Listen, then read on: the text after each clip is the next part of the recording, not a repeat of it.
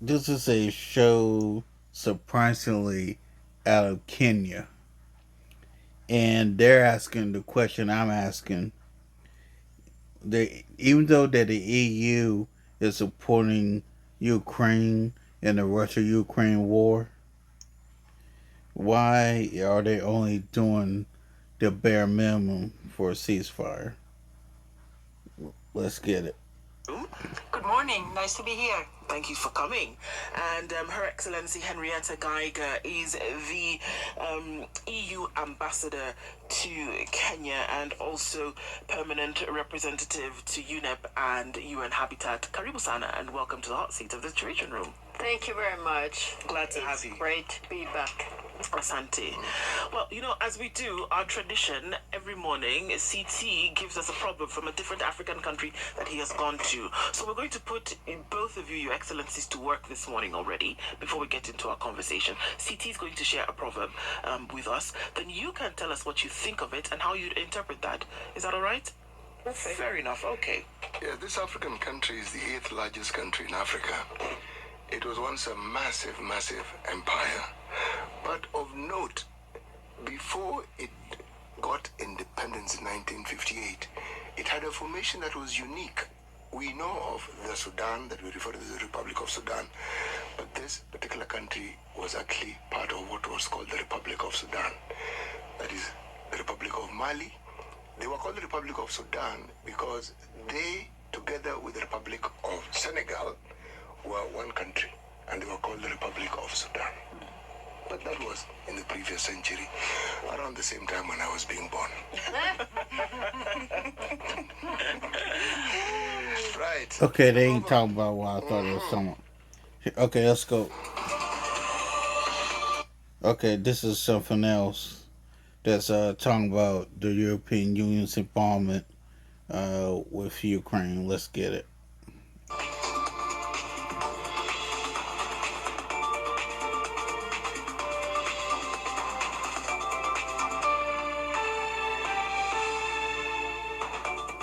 Hello and welcome to Dialogue. It's been 3 years since the start of the Russia-Ukraine conflict, a crisis that has had a devastating impact with far-reaching consequences for the entire world. In recent days, we've seen peace efforts begin between the US and Russia to end the crisis, but without the EU and Ukraine participation. Many wonder if a deal can be reached. In light of the US policy shift, do we have a clearer understanding of the root causes of this conflict? How has it fundamentally reshaped our concept of global security and economic order? And what lies ahead for Ukraine and the EU as Trump administration shifts towards Russia? And finally, what is the best way to bring the crisis to an end? That's our topic today. I'm Xu Qianduo.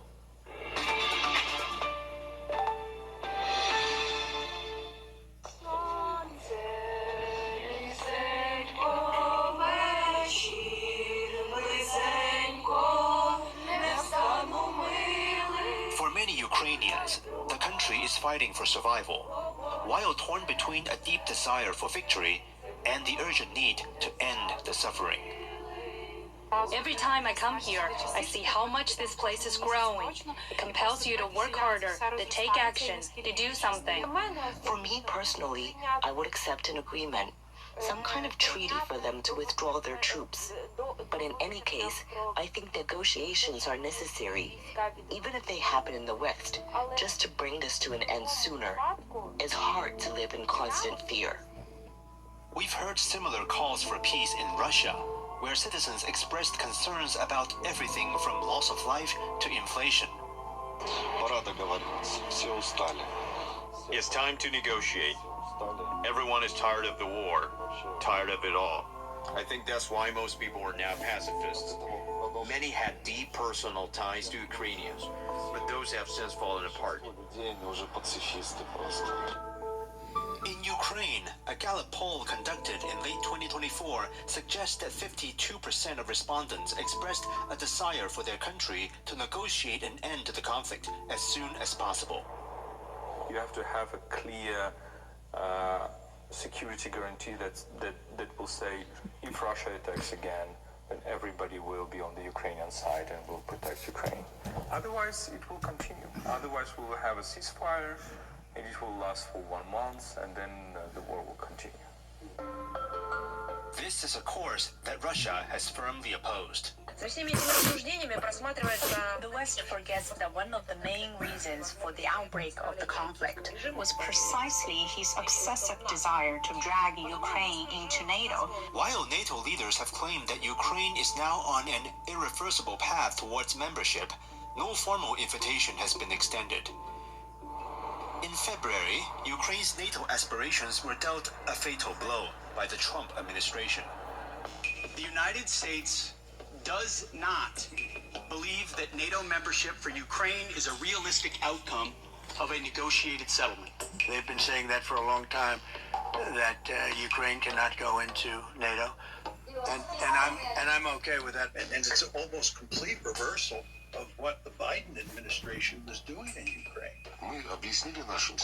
President Trump had been the first of all Western leaders who said that dragging Ukraine into NATO was one of the main reasons of what is going on. The conclusion of this 3-year conflict does not seem to be something Ukraine can determine on its own with Russia. The world is watching how parties involved navigate the situation.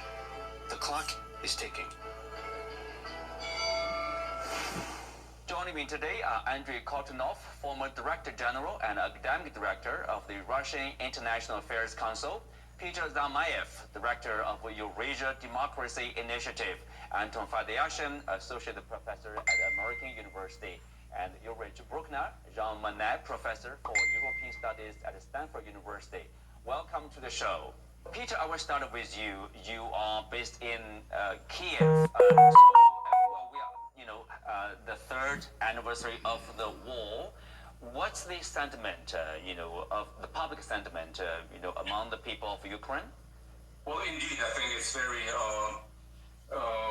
symbolic that this is the 3rd year anniversary of the war, and the United States president has decided to essentially parrot the Kremlin's propaganda about who started the war, about Zelensky's popularity rating, about how he needs to hold elections, etc. How Ukraine is guilty of all mortal sins, and there will be no country unless it comes to the table very quickly. It's particularly saddening that it's happening on this anniversary. Ukrainians are feeling that's a historical stab in the back. And so right now the only hope is Europe. If Europe will finally fully wake up to the reality of living in a very multipolar and very confusing world and support Ukraine. And also, Professor Bruckner, as Peter said, it seems like it's up to the Europeans. Ukraine's only hope is in the Ukraine, in the EU, probably collective choice, political commitment, and most importantly, action. Do you see what's happening in the EU, and is there this needed commitment and also action? Well, I'm afraid even if everyone is talking about the wake-up call at the Munich Security Conference, it hasn't really fully understood what happened there. This is practically the end of NATO because American representatives lectured Europeans that we are not worth being defended and that there is nothing to expect from the United States to guarantee whatever result, no matter if you call it a peace agreement or just a ceasefire, will be supported by American troops. So there are security guarantees missing, but most importantly, the collective security promise that an attack on one of us is an attack on all of us. This hasn't fully been understood. And given the situation within NATO, that the United States spends more than 800 billion on defense, and the second largest member of NATO is Germany with not even 10% of this. The Europeans, even if they would double their expenditure on defense, cannot quickly balance the removal from the United States in this collective security architecture. So it looks pretty bad. We thought the worst case is a new administration will throw Ukraine under the bus. But now the worst scenario is more likely that also the Europeans are thrown under the bus. Andrew, speaking from Moscow's point of view, how do you look at the conflict, and in particular, if you look at back like 2022 or 2014, and tell us what's the view, what's the current sentiment in Moscow? Well, I would venture to say that the current sentiment in Moscow is expectation management.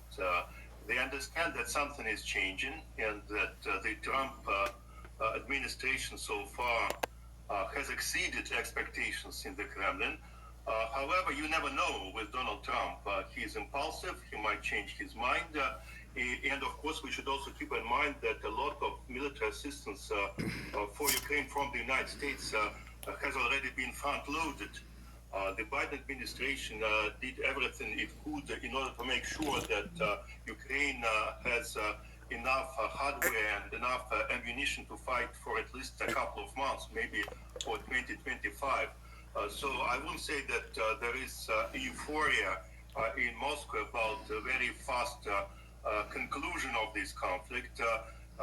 But of course, the mood is changing, and the mood is changing quite fast here.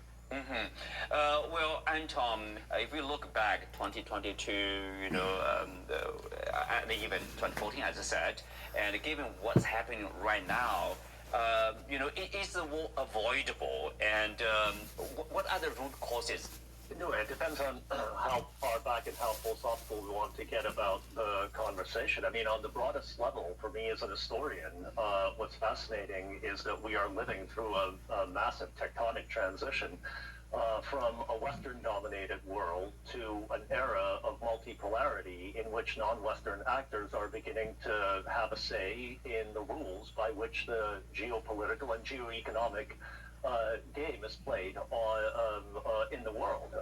Now, the countries that were unlucky enough to either get caught or maneuver themselves right onto the fault lines of this massive geopolitical transition, such as Syria and Ukraine and others, ended up suffering horribly for what is going on more broadly. Now, to be a bit more specific, because that's really the bird's eye view of what's going on in the world now, to be a bit more specific, the Ukraine war is an outcome of NATO expansion and the profound disagreements about Western Eurasian security architecture. And this will be, I think, ultimately the purpose and the main goal of Russian negotiations, first with the Americans, then with the Europeans and the Ukrainians, although we're seeing it happen in different stages. But both the Russians and the Chinese are interested in really renegotiating and reconceptualizing Eurasian security outside of the NATO framework. Now, how long this will take, this is an open question, but as the Chinese say, the journey of 1,000 miles begins with a single footstep, and it looks like that footstep has been taken. We'll see how fast the pace will unfold. Professor Broken, I know that for a lot of people, they would say this is because of NATO expansion in terms of the causes of the conflict, and Europeans, Americans used to say it's a Russian invasion. So look back, do you think that's understandable? There's a concern in Moscow with NATO expansion. Every country has the right to express its security concerns and to be listened to. This does not legitimize to invade an innocent country or to ignore the sheer existence of the sovereignty of a neighboring country. This is by no means legitimate, and therefore to find something like a middle ground, oh, they did this wrong and they did that wrong, simply doesn't allow to ignore international law and the integrity of the sovereignty and the territory of a neighboring country. Having said this, apparently it's not a problem to have Sweden and Finland that has more than 1,000 kilometers shared border with Russia, which does not cause an existential threat to Russia, but apparently Ukraine does. So this is simple. I'm sorry to let this play so long, but I had to let it play. These people sitting there talking about this, that, and the third. These people need to realize Putin sees Ukraine as Russian property that the European Union stole from Russia. If you look at your history books and go back to Soviet Russia, Ukraine was a part of Soviet Russia. Now, how did Ukraine get created? It got created by the European Union. Just like now, I'm probably gonna get blasted for saying this, but I'm gonna say it anyway. The nation of Israel was created by what is now the UN, the European Union, all of that. That's how Israel was created.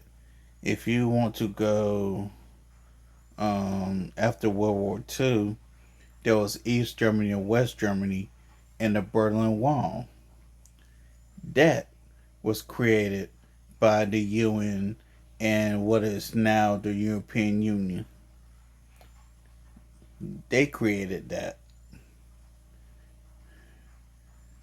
They also, I think it was something in France that the European Union did. I can't quite remember that the European Union and the UN did after World War II concerning the rebuilding of France. I can't quite remember it. But anyways, no, that's what it was. The Czech group. No? Okay, Czechoslovakia, where you had Slovakia become one country and the Czech Republic became a country. That there was also the UN and what is the present day European Union. So, I'm trying to explain this the best way I can. Basically, Zelensky is unfair, in my opinion. Now, I know I'm supposed to be giving facts, but this is just an opinion. And probably some fact. Because we know that Putin is a line stepper. Now, this is not the first country that Vladimir Putin and his military has invaded. There's a country called Georgia that he invaded, give or take, 15 years ago. And basically tried to do the same thing he's doing with Ukraine, this, that, and the third. But I think Georgia did end up becoming part of NATO. I think I'm not quite sure. But anyways, this is not the first time that Putin has ever invaded a country. And to be honest, it probably won't be the last. But the thing I want to say about Ukraine, you got to Zelensky. You got to try and find a way to end the war. Even if it ain't nothing but a 30-day ceasefire. You got to find a way to end the war. Now, I know a ceasefire is like a temporary halt to the war. For the sake of you people, Zelensky, it's probably your best bet to take what you can get. We the American people and the American government, and the reason I'm saying people, because it is our tax dollars that's funding your war. Now, we're sitting there funding your war, and we got people around us in our country suffering for funding your war. Now, me personally, I believe that freedom should be every person's right. I believe in that. However,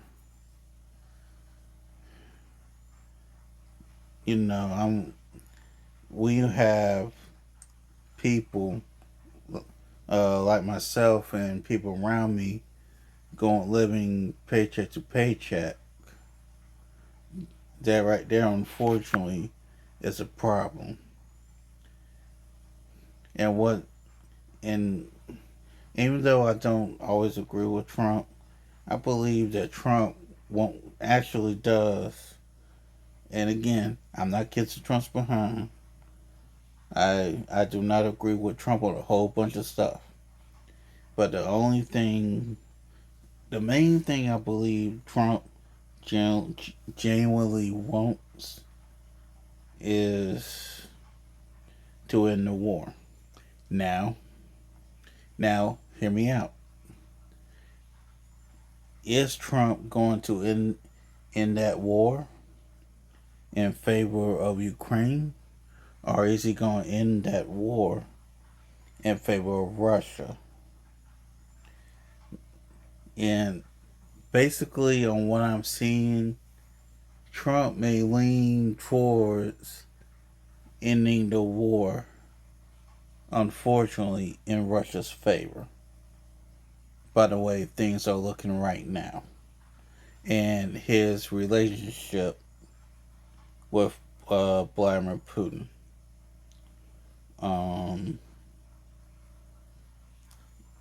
In the European Union, some of it is distrust and some of it is fear of Vladimir Putin. They feel that if there's an escalation, that Putin would attack a European Union affiliated country basically just for the hell of it. And again, like I said before, Putin is a line stepper. So, unfortunately, it is what it is. To tell you the truth, I forgot what I was talking about. But, that's what it was. If the European Union is going to help Ukraine more than what they already helped them with, now would be the time. Because as you saw in an interview between Trump and Zelensky, both of them said that they're having manpower problems. Their soldiers are dying left and right. Their natural resources are being depleted. So much so that what the American people give in tax dollars to Ukraine is even depleting the American resources to help Ukraine. That's what's going on here. And the only thing that I myself hope for is an end to the war in Ukraine and Russia. And to tell you the truth, I had no idea that this thing's been going on for 10 plus years until I just actually looked it up on Google. That I Googled it, and this was going on during the last 2 years of the Obama administration. And if you do your math, that's quite a time ago. Well, with that being said, good night, and I hope y'all have a better tomorrow.